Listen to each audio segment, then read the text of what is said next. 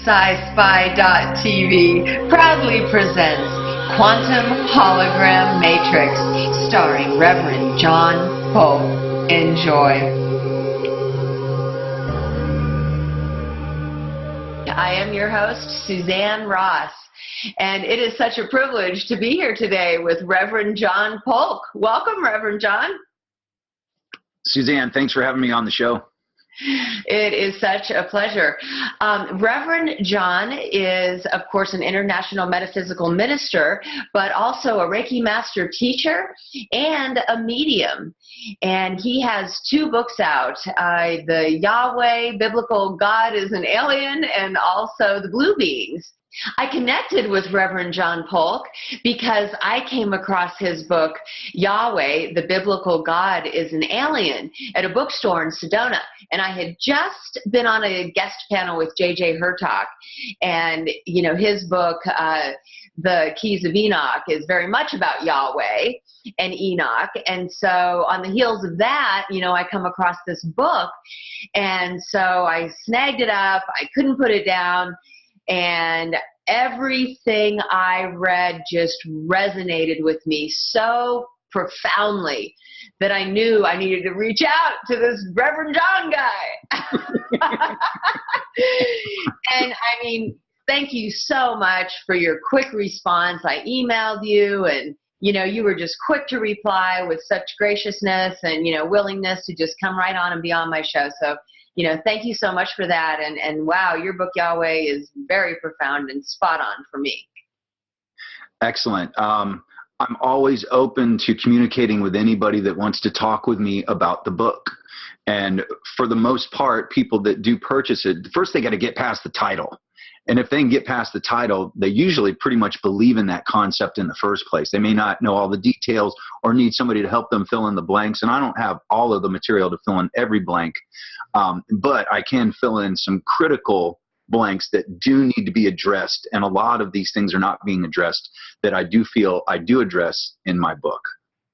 Absolutely. And, you know, on top of being a big fan of The Keys of Enoch by J.J. Hurtak, I've also, for the past, you know, 8 years, been really involved in, you know, Zachariah Sitchin's work with the Sumerian clay tablets, and, you know, just really dove into the whole, you know, Anunnaki Nephilim stories. And then also, after reading The 12th Planet, was planning to interview a Mennonite pastor in this Mennonite town. And so I thought, you know, let me dive in and kind of refresh my memory on the Bible, right? So I'm going through the Old Testament, and I just went, bam. Enlil is the Almighty Lord in the Old Testament, right? Yes, that's what I believe to be true. Most Anunnaki researchers, I work with a team of Anunnaki researchers, including Dr. Sasha and Janet Lesson, that will be presenting at Contact in the Desert, which is less than a week away. We all believe it. We all believe it. And, you know, let's say it's not Enlil. It isn't, that being is an extraterrestrial. You know, whether it's Enlil or not, we all profess to believe that it is Enlil. Nobody can, you know, completely and totally prove it, but we really don't care based on our research. Right? I mean, but the Sumerian clay tablets most certainly point to that. They do. You know, yeah. And, you know, Lord Enlil, the Almighty Lord, you know, and we all know, reading the Old Testament, our God wouldn't do these things. He wouldn't be vengeful and spiteful and, you know, create a flood that killed everyone, you know, and so just makes perfect sense. And he was the older brother, as I understand it. And then there was Enki and Nineveh, of course. But yeah, so very tuned in to all of that. So when I read your book, I was like, yes, yes, and yes. We have alien creator gods who have the power to create worlds, and as such, to program the beings inhabiting them. Oh, absolutely. So this gentleman, his name's Jonathan. He came across my book. He lives up in Chicago, and it resonated with him very well. I'm 47. He's probably 10 years younger than me. But one thing that he brought up that was of particular interest is that Enlil would actually drain the blood of animals that he cooked. So now God drains the blood of animals that he cooks and eats.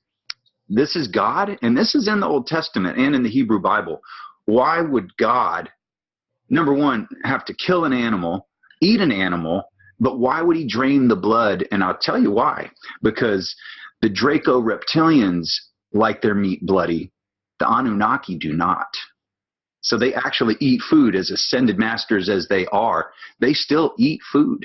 They eat food, they eat meat, they eat vegetables, they eat animals. They're omnivores, which you would never think that God would eat food. Well, God in the Bible ate food, but he would first drain the blood out of the animal before he would even cook it.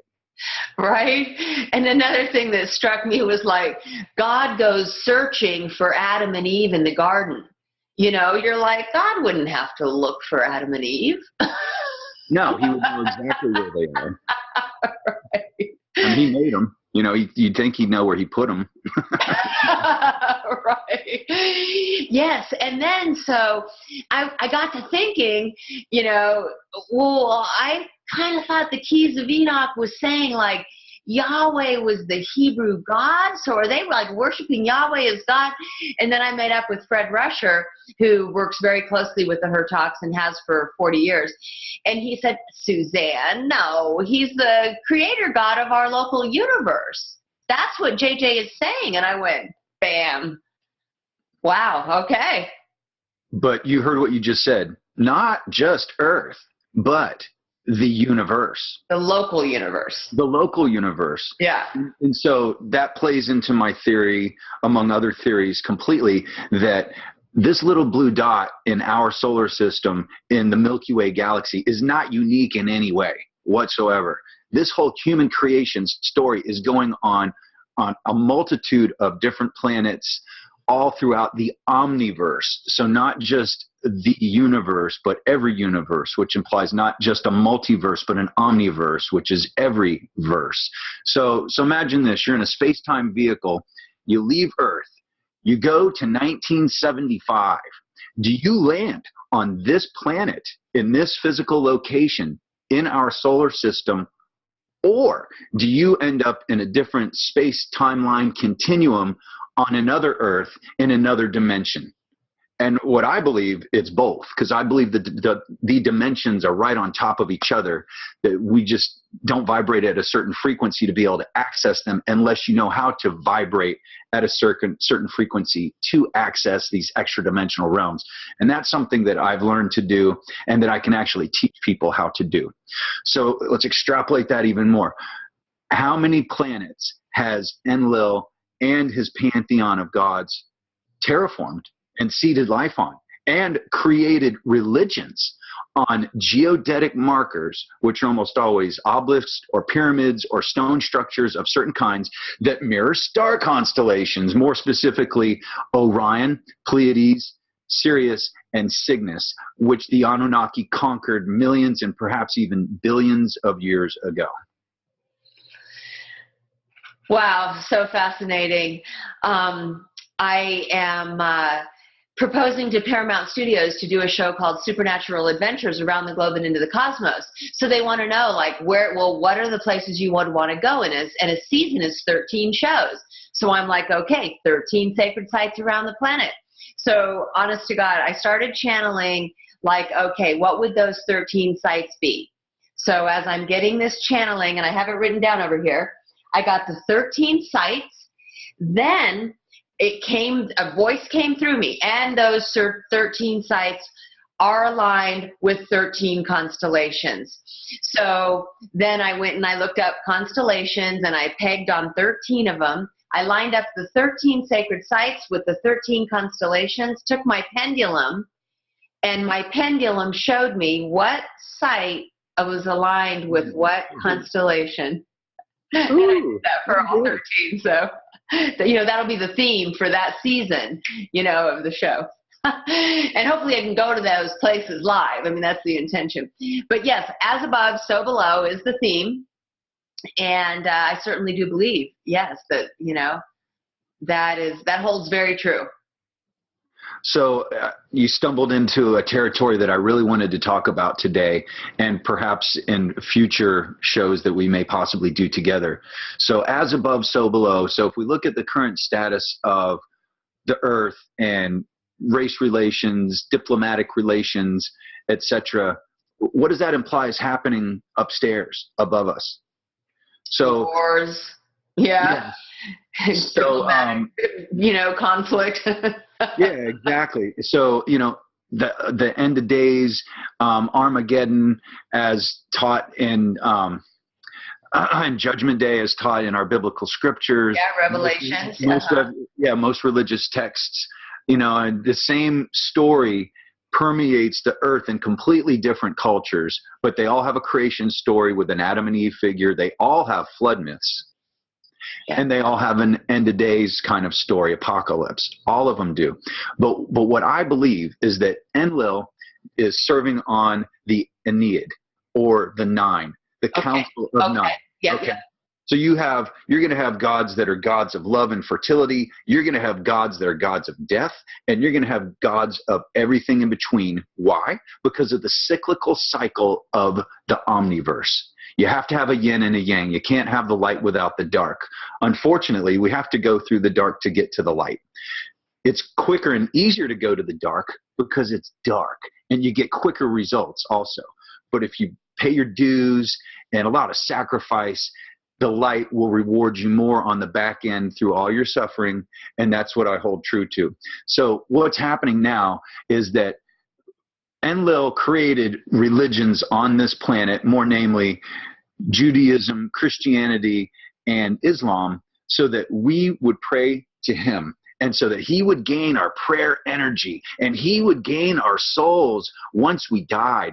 And in the Egyptian temples, they actually have, in certain temples, maps to get to the afterlife. And where do the maps lead you? They lead you to star constellations, more specifically Orion, Sirius, and the Pleiades. Yes.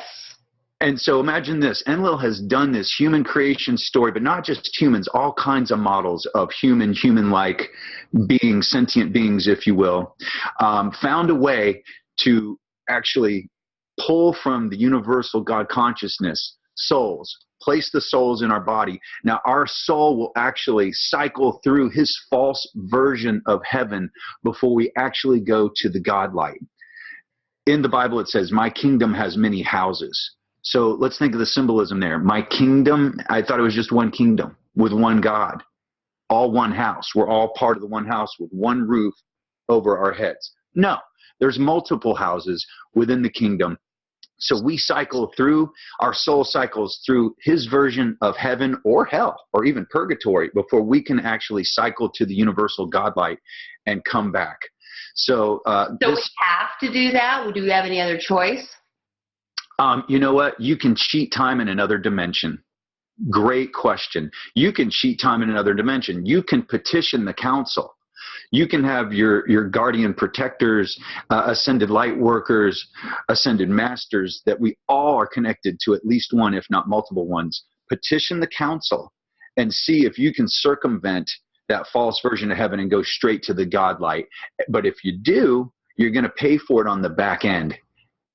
Just like with karma, if you cheat death, guess what? It's going to come back to you. If you sell your soul to the devil, you end up going to hell. Really? So you really do need to stop in Yahweh's house of many mansions before. Well, that's only if you believe that he's God. If you believe that he is God, then guess where you're going when you die?